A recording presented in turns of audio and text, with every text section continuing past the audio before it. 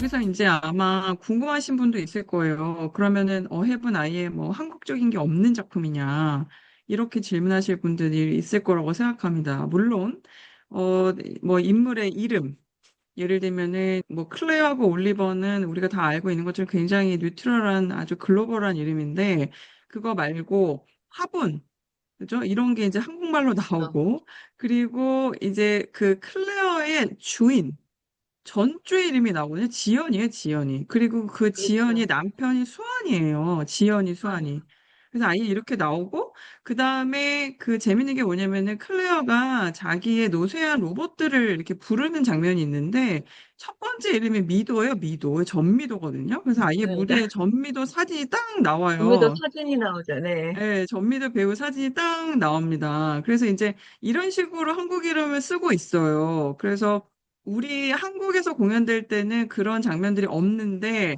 이제 그 브로드에서 공연될 때는 이제 그런 장면들을 집어 넣어가지고 이게 한국의 배경이다라는 걸 명확히 알려주고 있고 그리고 올리버가 부르는 첫 넘버 그 나의 방 속에 그거 있잖아요. 그 첫 넘버에 Air in Seoul 이 말이 딱 나오거든요. 아주 첫 음, 부분에 그래서 서울의 공기 이런 가사가 딱 나오고 그리고 이제 계속 인물들이 제주도 가자 제주도 제주 이런 말을 계속 한단 말이에요. 그러니까 이게 배경이 한국이다.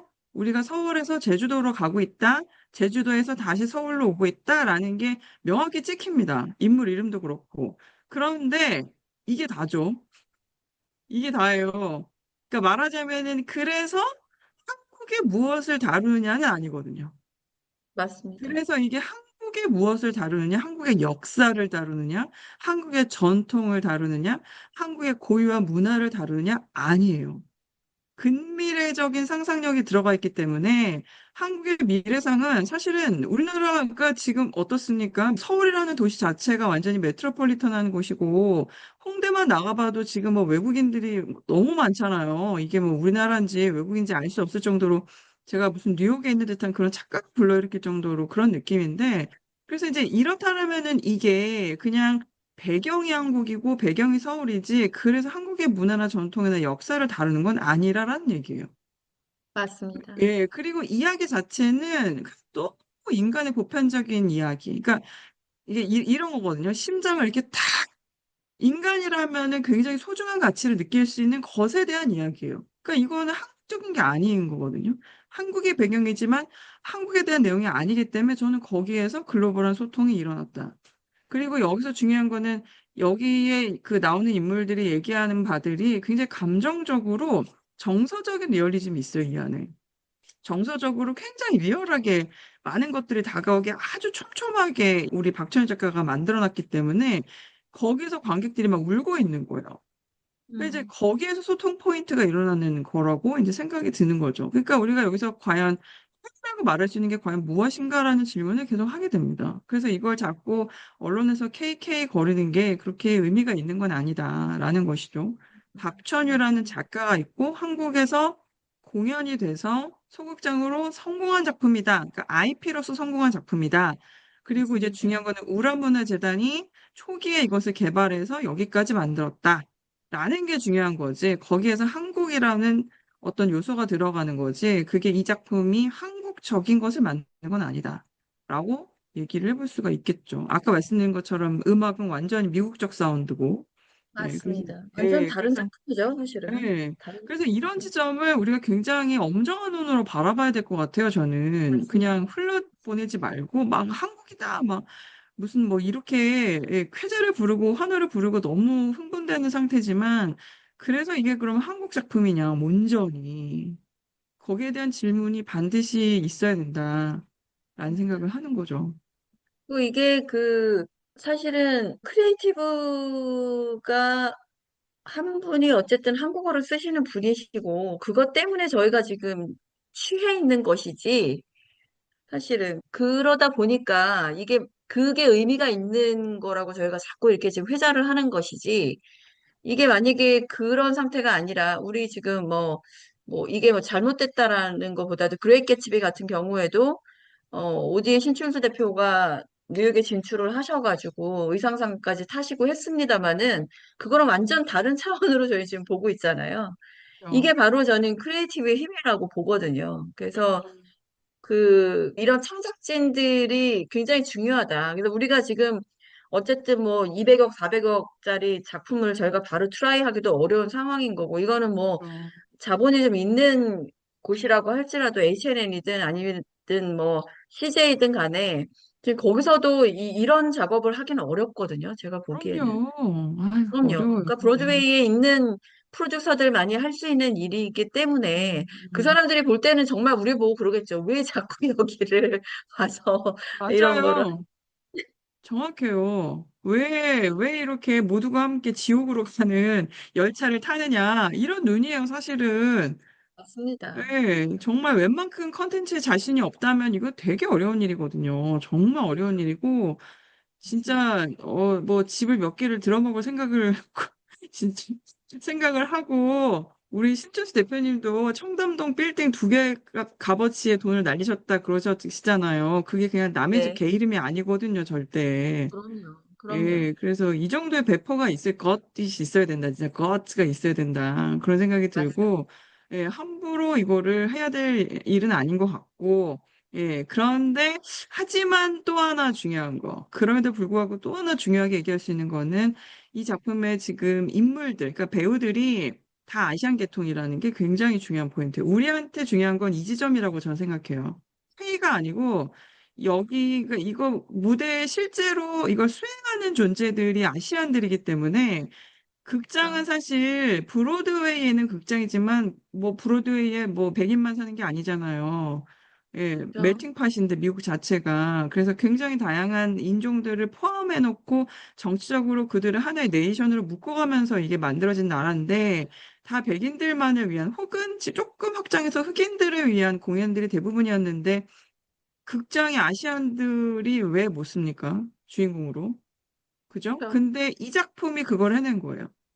물론 이전에 케이팝이라는 작품이 있었습니다. 한국 작품으로서 케이팝이 있었는데 브로드에서 2주 만에 이제 막을 내렸죠. 사실은 이제 트라이아웃 하고 할 때는 굉장히 반응이 좋았어요. 트라이아웃 당시에는. 그래서 아주 정말 호기롭게 브로드웨이 갔죠. 서클 인더 스퀘어 제가 진짜 좋아하는 극장인데 이 극장. 근데 이제 음, 여기에서 올라갔는데 그때 이제 사실 팬데믹도 있었습니다. 예, 코로나 음, 시기였기 때문에 이게 굉장히 어떻게 보면 좀 운이 나쁜 케이스긴 해요. 그러나 중요한 건 뭐냐면은 이게 그야말로 케이팝이죠. 케이팝, K를 네. 달고 나간 공연이고, 그리고 이제 배우들도 다 아시안들이었고, 마찬가지로 한국 사람 정말 많았고요. 근데 이제 그거는 실패를 했고, 이거 어해분 성공을 했다라는 거죠. 이 차이가 뭘 의미하는지도 우리가 굉장히 냉정하게 봐야 되는데, 근데 이제 음, 그럼에도 불구하고 데런 크리스가 이제 엄마가 필리핀 분 아닙니까? 그래서 이 음, 정말 화이트 패싱, 그러니까 말하자면 백인으로 보이는 아시안인데, 그래서 이게 데런 크리스가 아시안이라는 걸 모르니까 아시안 혈통을 반을 갖고 있다는 걸 모르는 분들이 굉장히 많겠지만 데런 크리스는 엄마가 아시안이에요. 그리고 우리 헬렌 제이션은 차이니즈 아메리칸이고, 그죠? 음. 그리고 우리 마커스 초이는 한국 코리안 아메리칸 아닙니까? 그리고 이제 우리 스탠바이 배우들 무슨 언더스터디 배우들 보면은 다 아시안이에요. 다 100% 아시안이에요. 그러면은 그랬을 때 아시안 관객들이 무대에 앉아가지고 나랑 똑같이 생긴 사람이 공연하고 있다. 이거 자체가 굉장히 중요한 중요하죠. 포인트거든요. 네. 예, 저는 어예배 사실 어예배 우리한테 의미가 있는 건 바로 이 지점이다. 라는 생각이 들어요. 그래서 여기서부터 우리가 하나씩 쌓아 올려가야 된다. 아시안도 공연할 수 있고, 아시안도 무대에 설 수 있고 아시안도 아시안의 얘기를 할 수 있는 가능성을 갖고 있다라는 것을 하나씩 하나씩 브로드에서 보여줘야 된다. 이게 굉장히 중요한 포인트인 것 같아요. 한국이 아니라. 그래서 아시안 커뮤니티가 함께 움직이는 방식으로 이러한 새로운 이야기와 새로운 재현 이런 것들을 보여줘야 된다라는 생각이 굉장히 강합니다.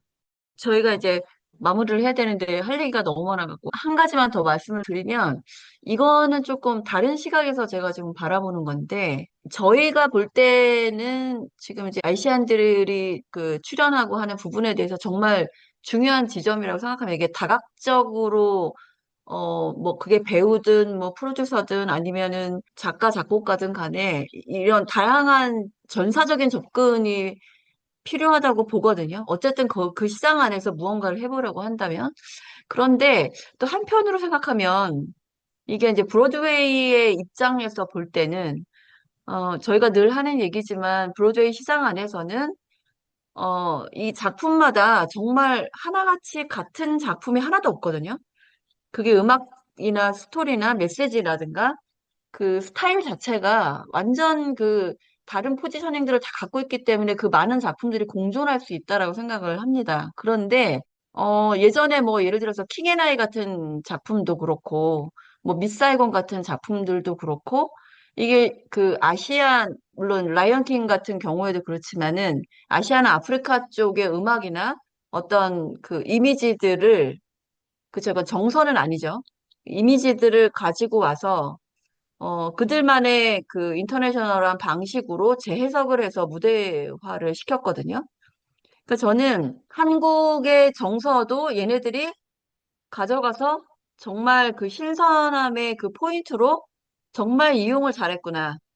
너무 맞아요. 신선한 거죠. 한국게 맞아요. 없었던 거야, 그동안에. 음, 근데 거기서 막 제주 이런 게 나오고, 막 한국말 좀 나오고 이러는 것 자체가 그냥 걔네들한테는 브로드웨이 시장에 들어가면 무조건 브로드웨이화 되는 건데, 그중에 그 한국적인 것을 어떻게 그 시장 안에서 이용할 것인가에 대한 고민을 많이 했지만, 그것을 그냥 첫 번째로 이용한 작품이 된 거예요. 맞아요. 그래서 저는 그것도 너무나 기가 막히게 음, 그냥 두 손 두 발 다 들었다.